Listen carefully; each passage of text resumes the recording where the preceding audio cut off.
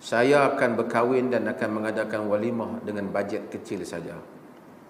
Keluarga tiada masalah.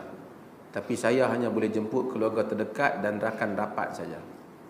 Saya dalam dilema, keluarga, rakan, kawan-kawan pejabat nanti kecil hati. Bos pun sama. Bos pun masuk.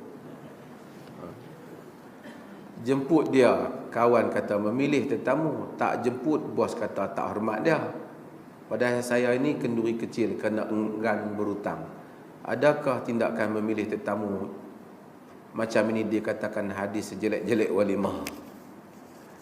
Okey, ada hadis yang Nabi sebut tentang walimah yang hanya dipanggil orang kaya dan dibiarkan ditinggalkan orang miskin. Itu cerita manusia ni ada beberapa keadaan. Pertama, asalnya untuk sah soal perkahwinan apa dia? Akad yang sah.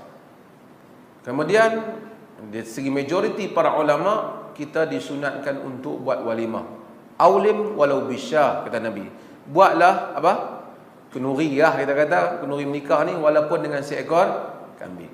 Di kalangan para sahabat ada yang buat dengan tamar saja. Ada buat dengan makanan yang kecil dengan kadar-kadar mereka. Dan ada yang kaya, mereka buat lebih besar. Dalam mazhab Malik, dia mewajibkan hebahan itu supaya orang hebah, supaya orang tahu. Apapun yang pentingnya, seseorang buat dengan kadarnya. Dan dia tidak patut untuk berhutang melampaui kemampuan dia hanya kerana nak menjaga nama ataupun status dia dalam masyarakat. Ini boleh membawa kepada bongkak dan takabur. Sehingga sebahagian orang berhutang, bergadai, bergolok hanya semata-mata nak memastikan tak nampak lekeh kenuri dia dibandingkan kenuri jiran dia atau kenuri adik-beradik dia.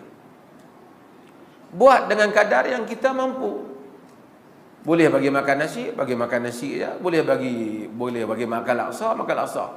Takkan ada orang yang kata tak sah nikahan pasal laksa. Tak mungkin. Ada orang kadang-kadang. Kemudian soalan dia, kalau dia pilih, kalau kita pilih itu berdasarkan prioriti kita. Orang tu banyak tolong kita. Orang tu terdekat dengan kita.